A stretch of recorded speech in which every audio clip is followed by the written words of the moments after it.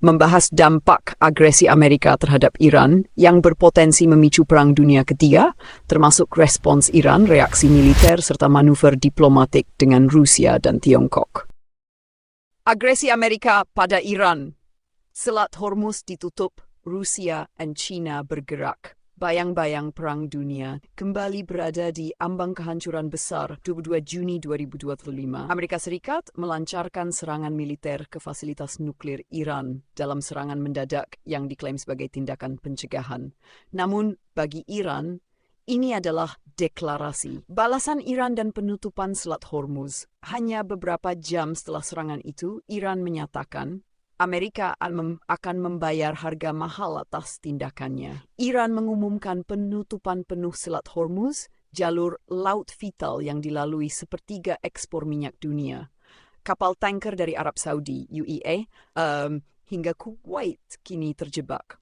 Harga minyak melonjak tajam. Dunia terguncang. Tak hanya itu, pangkalan militer Amerika di Qatar, Bahrain, dan Irak dihujani rudal balistik jarak menengah buatan dalam negeri, Iran. Korban jatuh di pihak Amerika. Sistem pertahanan gagal total melawan gelombang rudal dan drone kamikaze.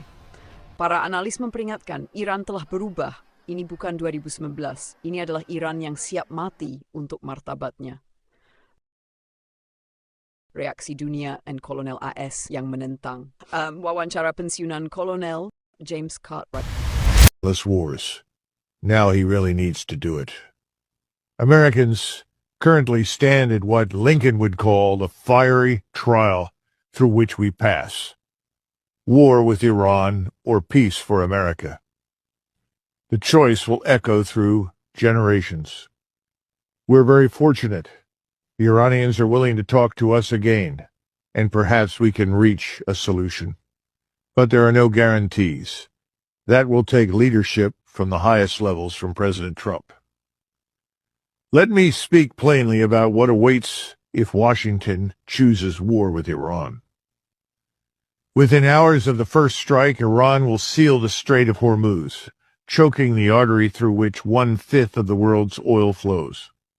Gas prices will not merely rise, they may erupt like a volcano, burning through families. The economic security Americans built with their own hands since the pandemic disaster could be wrecked. Immediate price increases and loss of supplies could also result. Yet the cost in treasure stands as nothing before the cost in blood. Iran is not the Iraq of our past wars. Iran consists of 85 million people, fortified by mountains when the Roman Empire was young, defended by modern weapons, and effectively allied with nuclear-armed powers, Russia and China, that have drawn clear and unambiguous red lines.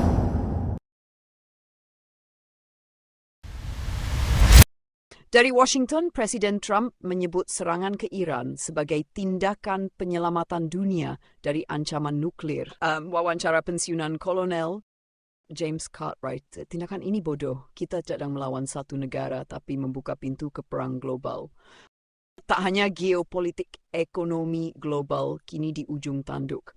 Harga minyak tembus $60 per barel, pasar saham Asia dan Eropa rontok, rantai pasok global lumpuh. Sekutu Iran bergerak, Rusia dan China. Di saat dunia menahan napas, dua raksasa mulai bergerak. Presiden Iran langsung mengutus Menteri Luar Negeri ke Moskow untuk bertemu Presiden Vladimir Putin. Rusia merespons, kami tidak akan tinggal diam melihat hukum internasional diinjak-injak. Tak berselang lama, kapal induk Admiral Kuznetsov mulai berpenuju Laut Arab dan armada China dilaporkan mendekati kawasan Laut Merah. Inilah poros baru, Teheran, Moskow, Beijing. Persiapan perang dunia. Dunia kini terbagi dua. Di satu sisi, AS, Inggris, Israel, dan NATO. Di sisi lain, Iran, Rusia, dan China. Pertanyaannya bukan lagi apakah perang dunia ketiga akan terjadi, tapi kapan peluru pertama akan meledak di medan global.